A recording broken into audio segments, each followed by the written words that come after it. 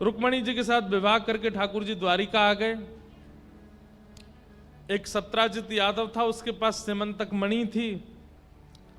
उस मणि का प्रभाव ऐसा था, वो हजारों किलो सोना रोज देती थी। भगवान ने मन में विचार किया, अकेला व्यक्ति 1000 किलो सोने का क्या कर देगा, और वो भी एक महीना में एक बार, साल में एक बार आता हो तो समझ भी रोज हर दिन 1000 किलो सोना प्रकट होता है। ठाकुर जी बोले, इतना धन किस काम का? तो भगवान ने एक दिन सत्राजित से कहा, भाई सुनो, तुम्हारे पास जो मणि है वो इतना सोना देती है, अकेला तुम क्या करोगे उसका? सत्राजित बोला, मैं उसमें रहूंगा, मैं उसी में सोऊंगा, मैं उसी से नहाऊंगा, उसी में रहूंगा। भगवान बोले, तो भी महीना में इतना सोना आ जाएगा कि तुम उसमें भी पूरे जीवन खा पी सो सकते हो, पर साल भर में इतना सोना आ जाएगा कि तुम सोने का पर्वत खड़ा कर दोगे, क्या करोगे अकेले? तो सत्राजित ने कहा, आप क्या सुझाव देना चाहते हैं वो बताइए। ठाकुर जी ने कहा, हम तो ये सुझाव देंगे कि भैया अपने इस मणि को तुम द्वारिका के कार्यालय में जमा करवाओ, और वहां जितना सोना इससे होगा उससे हम लोग विद्यालय, उससे हम लोग बालकों के लिए कुछ और बढ़िया, मतलब ठाकुर जी द्वारिका का इंफ्रास्ट्रक्चर तैयार करने की उससे बात करने लगे। आपको पता द्वारिका कितनी बड़ी थी जो समुद्र में डूब गई? कितनी बड़ी थी वो द्वारिका? भागवत जी में विद्यालय में प्रत्येक कक्षा में बालकों के ऊपर जो आचार्य हैं उन आचार्यों की गणना बताई है। द्वारिका के विद्यालय में 30 करोड़ आचार्य हैं। कितने आचार्य? एक आचार्य के नीचे कम से कम 60 बालक पढ़ते हैं। अब आप अपने आप अनुमान लगा लो कि बालक कितने होंगे, और इन बालकों के माता पिता आदि आदि लगा करके एक पूरा नया देश ही था द्वारिका। तो ठाकुर जी ने सत्राजित से कहा, इस मणि को तुम जमा करवा दो, इससे जितना धन होगा उससे हम द्वारिका का कल्याण करेंगे। सत्राजित ने मणि देने से मना कर दिया, और जैसे ही सत्राजित ने मना किया, भगवान बोले, ठीक है, एक बार ही बोलना चाहिए, दूसरी बार कभी हाथ फैलाने नहीं चाहिए। लेकिन तभी सत्राजित का भाई प्रसेन मणि पहन करके नगर भ्रमण में चला गया, लोगों को दिखाने के लिए, देखो मणि कैसी। नगर से जैसे जंगल में उसने प्रवेश किया, एक शेर ने उसका वध कर दिया और मणि लेकर के शेर भाग गया। आगे एक भालू ने शेर को मार दिया, मणि लेके भालू भाग गया, और पूरा इल्जाम किस पे लग गया? भगवान पे। 3 दिन तक जब प्रसन्न नहीं मिला तो पूरे द्वारिका में हल्ला हो गया कि भगवान श्री कृष्ण की कुदृष्टि थी उस मणि पर। सत्राजित ने देने से मना कर दिया, तो इन्होंने इसके भाई को बंदी बना के मणि चुरा ली है। इसको क्या कहते हैं? कलंक। ठाकुर जी के सब विपक्ष में खड़े हो गए। अब सभा में जब ठाकुर जी जाके बैठते थे स्वधर्मा सभा में, तो मंत्री आदि सब सामने तो नमस्कार करते थे, लेकिन ठाकुर जी के पीछे से बोलते थे, बताओ भगवान है लेकिन लोभ नहीं गया मन से, मणि के पीछे भाग रहे थे। आपस में मंत्रिमंडलों में, सेनापतियों में ही चर्चा होने लगी कि भैया निश्चित ही कोई सुरंग है भीतर जहां पर प्रसेन को छुपा करके रखा है इन्होंने, और मणि अपने पास रख ली होगी। ठाकुर जी को जब ये सब बातें पता चली तो भगवान जोर से हंसने लगे। ये संसार है, यहां ठाकुर जी को नहीं छोड़ा गया तो हम तो मानव हैं। ठाकुर जी मचले नहीं बिल्कुल भी। पूरी द्वारिका ने भगवान के ऊपर प्रश्न चिन्ह उठाया। ठाकुर जी बोले, कोई बात नहीं, करने दो, हम धीमे धीमे अपना काम करते हैं। सेना लेकर के आधी रात भगवान निकल पड़े, ढूंढो भाई प्रसेन कहां है। अब सेना के लोग कहें, बोले भगवान ढूंढना क्या है, सबको पता आपके पास ही तो है, निकाल। भगवान बोले, सुदर्शन चक्र से एक एक का सर धड़ से अलग कर दूंगा। जब हम कह रहे हैं कि प्रसेन को ढूंढो तो ढूंढो, चलो। और सेना के साथ ठाकुर जी निकल पड़े। तब दूर एक जंगल में प्रसेन का शव मिला। सेना ने देखा शेर के पंजों के निशान उसके शरीर पर। ठाकुर जी ने कहा मणि ढूंढो, मणि कहाँ है? भगवान, सब सेना ने ढूंढा, मणि नहीं मिली। तभी एक सैनिक बोला, भगवान शेर के पंजों के निशान हैं, तो अगर हम पगडंडी देखें तो हो सकता है शेर मिल जाए। पगडंडियों के पीछे पीछे पीछे पीछे पीछे गए तो आगे शेर भी मरा पड़ा था, मणि उसके पास भी नहीं थी। ये कैसे मरा? बोले इसके ऊपर भालू के पंजों के निशान हैं। भगवान बोले इसके पीछे चलो, और अंदर गए तो एक गुफा में पहुंच गए। ठाकुर जी बोले अब यहां सब रुक जाओ, मैं भीतर जाता हूं। और ठाकुर जी भीतर गए, वहीं मणि दिख गई ठाकुर जी को। ठाकुर जी ने जैसी मणि उठाई, एक भालू के साथ ठाकुर जी का 18 दिन तक युद्ध हुआ। आक्रमण कर दिया एक रीछ ने। 18 दिन बाद जब उसकी नस नस ढीली हो गई, तब ठाकुर जी के चरणों में प्रणाम करके बोला, भगवान मुझे क्षमा करो। ठाकुर जी बोले, कौन हो तुम? 18 दिन हो गए, तुम मरते भी नहीं हो। भालू बोला, भगवान मैं जामवंत हूं, मैं चिरजीवी हूं, चिरंजीवी हूं, मेरी मृत्यु नहीं हो सकती। ठाकुर जी ने जैसे सुना जामवंत, भगवान ने उठा करके हृदय से लगाया, मेरे प्यारे जामवंत जी, आपका द्वापर में दर्शन हो गया, मैं बहुत आनंद में हूं आपको देख के। भगवान ने पूरा वृत्तांत बताया, इस मणि की वजह से हम पर कलंक लगा है, अब आप हमारे साथ चलो, गवाही देना द्वारिका में कि ये मणि आपके पास कैसे आई, कहां, नहीं तो लोग बाग हम पर इल्जाम लगा रहे हैं। जामवंत बोला, भगवान मैं नहीं जाऊंगा, किसी और को भेजूंगा, और जिसको भेजूंगा वो सदा आपके पास ही रहेगा। भगवान बोले, कौन? एक हाथ में मणि रखी और दूसरी हाथ में अपनी बेटी का हाथ रख दिया। क्या नाम है? जामवती। भगवान ने जामवती को जैसे ही देखा, भगवान बोले, ये क्या कर रहे हैं आप? बोले, भगवान मेरी सदा से इच्छा थी कि आप जैसे दशरथ जी को, जैसे आप श्री सीता जी के पिताजी जनक जी को सुख देते हैं दामाद बन करके, ये सुख मुझे कब देंगे? और अब वो युग आ चुका है, आप मुझे भी ससुर होने का सुख दीजिए, मैं आपको दामाद के रूप में देखूं, आपको अपने जामाता के रूप में देखूं, मेरी बेटी से आप वर्ण कीजिए। भगवान बोले, एक कलंक हटेगा, दूसरा लगेगा।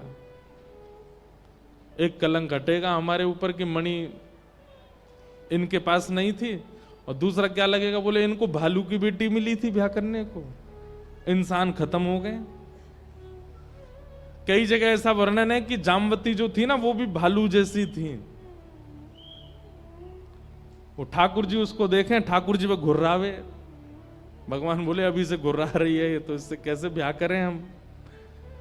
जामवंत जी बोले, भगवान आप मर्यादा पुरुषोत्तम त्रेता में थे, अभी आप लीला पुरुषोत्तम, आप लीला कर रहे हैं, आप श्री कृष्ण हैं, आप मर्यादा पुरुषोत्तम राम नहीं है कि आपको मर्यादाएं देखनी पड़ेंगी। कृपा करके मेरी पुत्री को स्वीकार करो।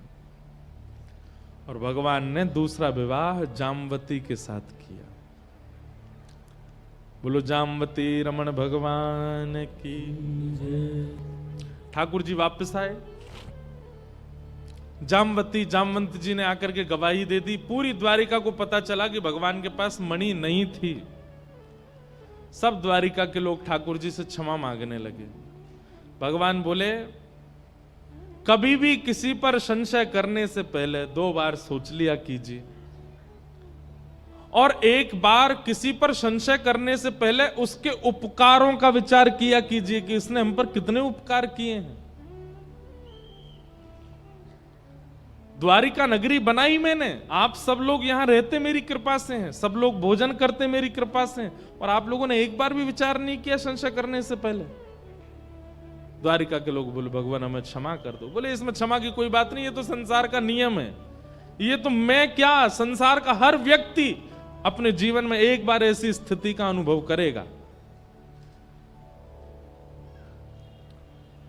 अब द्वारिका के लोग भगवान से तो क्षमा करने लगे और सब ढूंढने लगे, ये इल्जाम लगाया किसने भगवान पर? बोले, जिसकी मणि थी उसका नाम क्या है? बोले, सत्राजित। अब सत्राजित को गालियां देने लगे, तेने हमारे भगवान के ऊपर लांछन लगाया, तेने ऐसे किया, ये किया। सत्राजित का घर से निकलना दुश्वार हो गया, उसके घर पर पथराबाजी करने लगे लोग तो ऐसे ही करते हैं, कभी इस पक्ष में कभी उस पक्ष में। अब तो सत्राजित को घेरने लगे। अब तो वो जैसे ही घर से बाहर निकले, लोग कहें तुझे मार देंगे हम, तू घर से बाहर मत निकलना, तेने हमारे भगवान के ऊपर इल्जाम लगाया। सत्राजित बड़ी चिंता में आ गया, मैं क्या करूं ऐसा कि जिससे सब ठीक हो जाए। तब उसने अपनी बेटी को देखा, उसकी बेटी का नाम था सत्यभामा। सत्यभामा बचपन से ठाकुर जी से प्रेम करती थी और उसने अपने पिता से कहा था कि मैं विवाह करूंगी तो केवल इन्हीं से करूंगी। तब सत्राजित कहता था मृत्यु स्वीकार है लेकिन कृष्ण से तेरा ब्याह नहीं करने दूंगा मैं। और जबरदस्ती अपनी बेटी की सगाई कर दी एक सतधनवा नाम के व्यक्ति से। सगाई हो चुकी है उसकी बेटी की, लेकिन आज वो सोचता है अगर मैं अपनी पुत्री का विवाह कर दूं कृष्ण से तो कृष्ण मेरे संबंधी हो जाएंगे, और कृष्ण संबंधी हो गए तो ये जितने द्वारिका के लोग मुझे गालियां दे रहे हैं सब मेरे प्रेमी हो जाएंगे।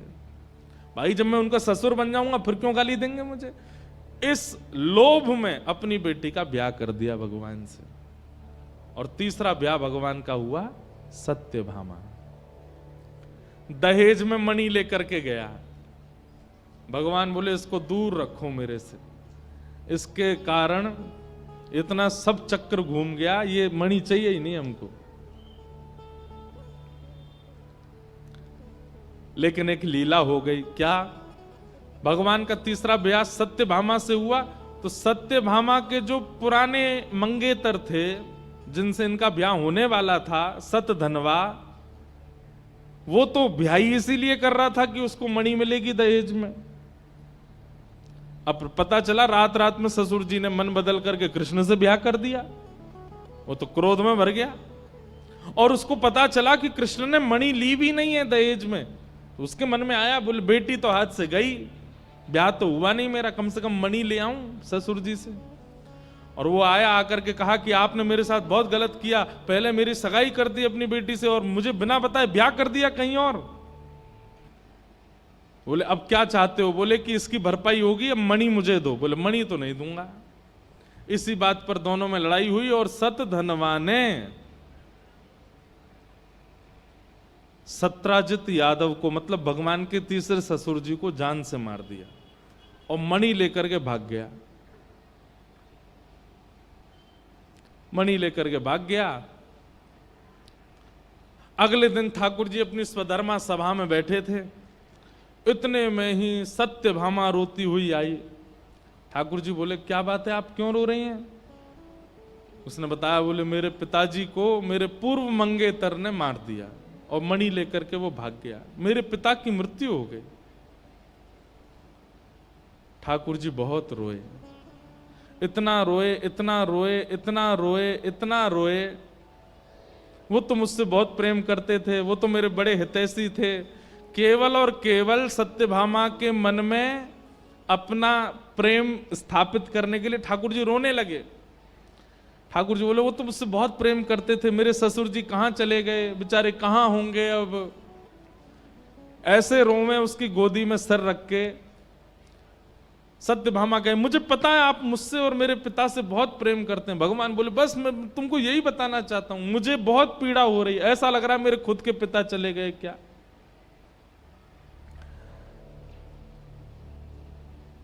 सत्यभामा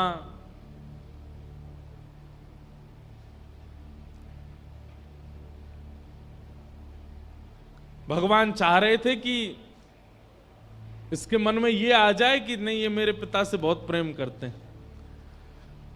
लेकिन सत्यभामा क्या बोल पड़ी, बोले आप इतना रोइए मत, आप इतना परेशान मत होइए, मुझे पता है आपको बहुत कष्ट है।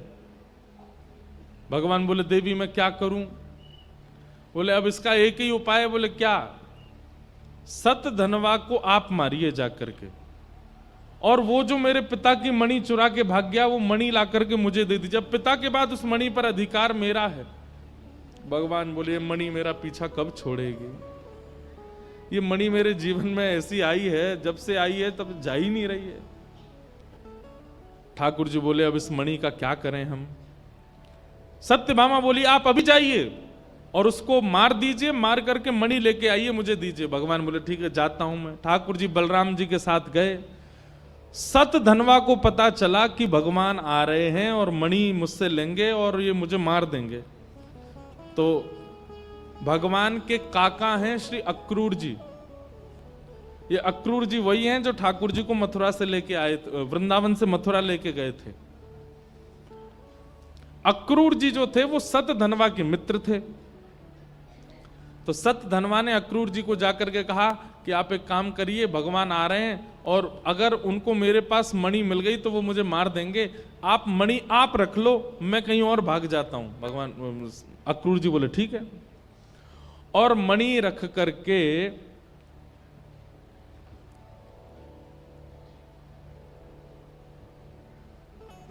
सतधनवा वहां से भाग गया। भगवान ने भी बीच मार्ग में उसको पकड़ लिया, उसका वध कर दिया, लेकिन उसके पास मणि नहीं मिली। अब ठाकुर जी कहें भाई मणि कहां है, मणि तो है नहीं इसके पास। उसका घर देख लिया, उसका जहां भी उसके स्थान थे सब जगह देख लिए, लेकिन मणि कहीं नहीं मिली। तब ठाकुर जी खाली हाथ वापस आ गए द्वारिका। द्वार पर ही खड़ी थी सत्यभामा। भगवान ने आकर के कहा देवी हमने सतधनवा को मार दिया, तुम्हारे पिता के हत्यारे का हमने वध कर दिया, हमने बदला ले लिया उससे। सत्यभामा ने हाथ आगे किया, मणि मणि दो हमें। ठाकुर जी बोले मणि उसके पास नहीं थी, मैंने देखा उसका घर भी गया था और भी जगह सब देखा, मणि मिली नहीं मुझे। तो सत्यभामा के मन में आया इनकी बहुत पहले से मणि पर दृष्टि थी, कहीं वो मुझे अपने पास ना रखनी पड़े, कहीं उस पर मेरा अधिकार ना हो जाए, क्योंकि अगर मणि मेरी हो गई तो मैं रुक्मणी जाम्बती से ज्यादा श्रेष्ठ हो जाऊंगी। इसलिए ये मणि मुझे दे नहीं रहे, छुपा के अपने पास ही रख ली है। लेकिन ठाकुर जी तो अंतर्यामी, समझ गए मन की बात। भगवान बोले जय हो, संसार के लोगों सावधान हो जाओ, ये आपकी धर्म पत्नी है। कभी जीवन में ऐसा समय भी आएगा कि सप्त फेरे जिसके साथ हुए वो भी आप पर संशय करे।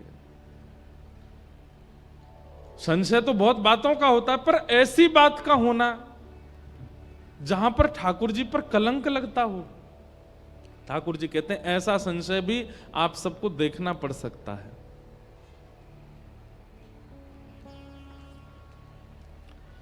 एक साल तक सत्यभामा ने भगवान से बातें नहीं की। ठाकुर जी जैसे ही आते मुंह फेर के बैठ जाती। लेकिन ठाकुर जी भी बोले मैं ज्यादा प्रमाण नहीं दूंगा, सत्य का स्वरूप है, उसको कितना भी छुपाया जाए वो प्रकट हो जाता है। अगर मैं गलत नहीं हूं तो मुझे ज्यादा प्रमाण देने की आवश्यकता नहीं है। सत्यभामा मुझसे बात ना करे तो ना करे। ठाकुर जी अपना कर्तव्य निभाते थे, रोज उसके पास जाना, अपनी तरफ से बातें करना। वो उत्तर नहीं देती थी, वो उसका स्वरूप स्वभाव है। वो ठाकुर जी से पूछती थी मणि आपके पास है ना? ठाकुर जी स्पष्ट कहते थे नहीं है। अब इससे अतिरिक्त मैं आपको और कुछ उत्तर नहीं दे सकता, मेरे पास मणि नहीं है। एक साल तक सत्यभामा ने भगवान से बातें नहीं की, इस प्रकार से व्यवहार किया। एक वर्ष बाद एक दिन बड़े मालधार पहने हुए ब्राह्मण देवता को ठाकुर जी ने देखा। सोने की चैन, सोने के कुंडल, सोने की पगड़ी, सोने के हाथ में कड़ूला, सोने के पांव में पाजेब, सोने की कोंधनी। ठाकुर जी बोले ब्राह्मण इतना सोना पहन करके कभी नहीं रहता, इतना स्वर्ण पहन करके कैसे घूम रहा है?